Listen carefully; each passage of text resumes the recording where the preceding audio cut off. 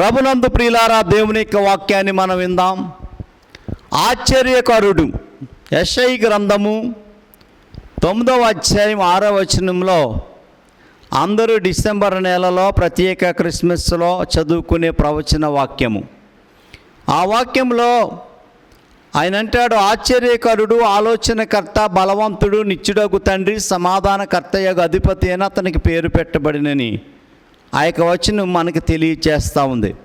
వాక్యంలో మనం చూస్తున్నట్లయితే మన యొక్క ఆశ్చర్యకరుడైన దేవాది దేవుడు లూకా సువార్తలో ఈ యొక్క 2వ అధ్యాయం అక్కడ వాక్యములో చూస్తుంటుంటే 18వ వచనం నుంచి ఆయన ఏ రీతిగా ఆశ్చర్య కార్యాలు చేస్తాడో మనకి స్పష్టంగా దేవుని యొక్క వాక్యం సెలవిస్తూ ఉంది. ఆయన జన్మ ఆశ్చర్యం, యేసుక్రీస్తు ప్రభువారు పునరుత్థానం ఆశ్చర్యం. అందుకే ఆయన పేరు ఆశ్చర్యకరుడు. లూకా సువార్త 9వ అధ్యాయము అలాగే 43 నుంచి 44 ఈ 2 వచనాలు మనం చూసుకుంటున్నట్లయితే ఆశ్చర్యకరుడైన యేసు చేసిన కార్యాన్ని మనం చూడగలుగుతున్నాం. ఆయన అంటాడు, అప్పుడు ఆయన మీ విశ్వాసము ఎక్కడ అని వారితో అనెను. అయితే వారు భయపడి ఈయన గాలిని నీళ్లను ఆజ్ఞాపింపగా అది లోబడుచున్నవే, ఈయన ఎవరో అని ఒకరినొకడు చెప్పుకొని ఆశ్చర్యపడిరి. దేవునికి స్తోత్రం. యేసు ప్రభువారు గాలిని గద్దించాడు. అలాగే యేసుక్రీస్తు ప్రభువారు ఆ యొక్క గాలిని, నీళ్లను, సముద్రాన్ని, సరస్సును గద్దించగా నిమ్మలమైపోయి ఆయన గొప్ప ఆశ్చర్యకార్యము చేసి ఆ ప్రాణాపాయము నుండి ఆయన శిశువులను అక్కడ ఆ ధోనిలో నుంచి కాపాడిన కార్యము మనం చూడగలుగుతున్నాం. దేవునికి స్తోత్రం. అందుకే పరిశుద్ధ గ్రంథంలో మన వాక్యాన్ని 9వ అధ్యాయం చదువుకుందాం. చూడండి, ఇక్కడే 43, 44 వచనాల్లో యేసుక్రీస్తు ప్రభువారు ఈ మాట సెలవిస్తూ ఉన్నారు. ఇక్కడ అంటాడు కదా, ఆయన వాక్యంలో చూస్తున్నట్లయితే, గనుక అందరూ దేవుని మహాత్మ్యమును చూచి ఆశ్చర్యపడిరి. దేవుని యొక్క మహత్కార్యాలను చూసి ఆశ్చర్యపడి యేసు దగ్గరకు అనేకులు తండోపతండాలుగా వచ్చి దేవుని యొక్క ఆశీర్వాదాన్ని పొందుకునేవారు. దేవునికి స్తోత్రం. అందుకని అంటున్నాడు అక్కడ, ఆయన చేసిన కార్యములన్నిటినీ చూచి అందరూ ఆశ్చర్యపడుచుండగా ఆయన ఈ మాటలు మీ చెవులలో నాటనీయుడి.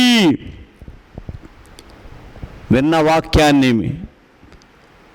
చెవులలో నాటనీయుడి అంటూ ఆయన అంటున్నాడు, మనుష్య కుమారుడు మనుషుల చేతికి అప్పగింపబడబోచున్నాడని తన శిష్యులతో చెప్పాను. దేవునికి స్తోత్రం. జరగబోయేటువంటి భౌతిక కాలాన్ని, ఏం జరుగుతుందో, ఏం జరగనయ్యిందో ఆయనకి ముందే తెలుసు. అందుకే యేసు అన్నాడు, పునరుత్థానము జీవము నేనే, నా యందు విశ్వాసముంచిన వాడు చనిపోయిన బ్రతుకుతాడు. అందుకే యేసుక్రీస్తు ప్రభువారు అన్నారు వాక్య భాగంలో చూస్తున్నట్లయితే, ప్రభునందు ప్రియులారా, ఆయన ఆశ్చర్యకరుడు, ఆయన జన్మము ఆశ్చర్యము. ఆయన జన్మించినప్పుడు దేవదూతలు ఆయన మరియకు, యోసేపుకు, బాలుడైన యేసుకు కూడా దేవదూతలు సమాచారం ఇచ్చాయి. జ్ఞానులు వచ్చి ఆరాధించారు. అందుకే తదుపరి ఆయన వాక్యము ఆశ్చర్యము, దయ్యాలు లోబడ్డాయి, రోగులు బాగుపడ్డారు. అంతేకాకుండా ఆయన ఆశ్చర్య కార్యాలు ఎన్నెన్నో చేస్తూ సకల విధములైన రోగులను బాగు చేశాడు. అంతేకాదు, అందరి కొరకు కల్వరి సిలువకెక్కి మరణించి సమాధి నుండి తిరిగి లేచి యేసయ్య చక్కని ఆయన మరి పునరుత్థానాన్ని మనకు అనుగ్రహించాడు, నిత్య జీవాన్ని మనకు అనుగ్రహించాడు. అందుకైనా రిజరెక్షన్ ఆఫ్ గాడ్, ఆయన ఆయన ఆయన సజీవుడైన దేవుడు. అందుకే నన్ను ఆరాధించు వారు ఆత్మతో సత్యముతో ఆరాధించమన్నాడు ఆయన. ఆయన పునరుత్థాన దినమైన ఆదివారమును మనకిచ్చి ఆరాధనను దేవుడు మనకు అనుగ్రహించాడు. ఎంత ఆశ్చర్యకరుడు! వారములో మొదటి దినమున దేవుని ఆరాధిస్తున్న ప్రియమైన దేవుని సహోదరులారా, దేవుని పిల్లలారా, ఆశ్చర్యకరుడైన దేవుని నువ్వు ఆరాధిస్తే దేవుని ఆశ్చర్య కార్యాలను చూస్తావు.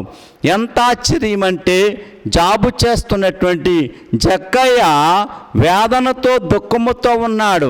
యేసు మనకెందుకులే, ఆ దైవారాధన మనకెందుకులే, ఆ యేసు ప్రభు మన ఆరాధన కాదు, మన దేవుడు కాదని ఉన్నటువంటి నా జాబే నిత్యమని జాబు చేసుకుంటున్నాడే. కానీ అప్పుల పాలై తిప్పలు పడుతున్న సమయంలో, వేదన చెందుతున్నప్పుడు యేసు చూడాలి, ఆయన ఎవరో చూడాలని వచ్చినప్పుడు యేసు అంటున్నాడు, జక్కయ్య త్వరగా దిగురా, నేడు నీ ఇంటికి రక్షణ వచ్చింది. ఎంత గొప్ప ఆశ్చర్యము!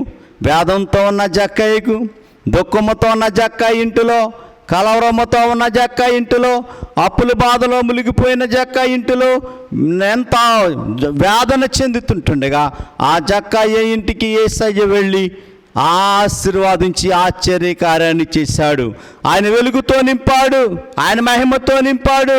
ఆ కుటుంబాన్ని ఆశీర్వదించటంతోనే ఆ యొక్క గ్రామమంతా, పట్టణమంతా, ప్రాంతమంతా ఆయన ప్రభావముతో నింపబడింది. ఇది నాన్న నీ కుటుంబంలో ఎన్ని బాధలతో ఉన్నావు? ఆశ్చర్యకరుడైన యేసు నీలోనికి రావాలనుకుంటున్నావా? నీ జీవితంలో ఆశ్చర్యకార్యం నీ ఇంటిలో జరగాలనుకుంటున్నావా? దేవుని వైపు చూడు.